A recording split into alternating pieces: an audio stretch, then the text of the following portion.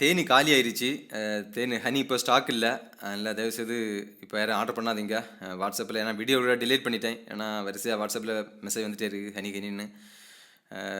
அதில் ஏன்னா நான் வாங்குறது தீந்துருச்சு. வாங்குற இடத்துல இப்போது ஸ்டாக் இல்லை. கேட்டு பார்த்தேன் அங்கே இது மழை இருக்குல்ல, இப்போ கன்னியாகுமரி மாவட்டத்தில் கொஞ்சம் பரவலாக மழை இருக்கிறதுனால கொஞ்சம் தட்டுப்பாடு. வாங்குற இடத்துல கிடைக்கல, வேறு கிடைக்கும். கொஞ்சம் கிடைக்கும். நம்ம நம்பிக்கை வேணும்ல, நமக்கு ஒரு திருப்தி இருக்கணும் இல்லை. இப்போ நான் நல்ல பொருளை சாப்பிட்றேன்னு நினைக்கிறேன், அது மாதிரி இல்லை நினைப்பாங்க. அப்போ நம்ம ஒரு நல்ல பொருளாக கொடுக்கணும் ஒரு ஆசை. வேறு தேன் நிறைய கிடைக்கும், அலைஞ்சா கொஞ்சம் ஈஸியாக கிடைக்கும். ஆனால் நான் ஒரு தேனை வாங்கி ஒரு சாம்பிள் வாங்கி அதை சின்ன ஒரு சில செக்கப் பண்ணி அதில் அந்த செக்கப்பில் திருப்தி இருந்தால் மட்டும் தான் நம்ம இது பண்ணணும். இல்லை நம்ம வாங்கக்கூடாது, அந்த மாதிரி தான்.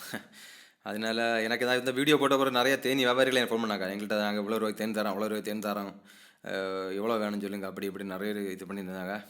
நமக்கு ஒரு திருப்தி நம்பிக்கை இருந்தால் கண்டிப்பாக அது பண்ணும். இல்லைன்னா காசு கிடைக்குது, பிஸ்னஸ் நடக்குன்னு சொல்லி ஏதாவது தேனை வாங்கி நம்ம கொடுக்கூடாதில்ல, அது சரியாக வராது. அதனால் நல்ல தேன் வர வெயிட் பண்ணுவோம்.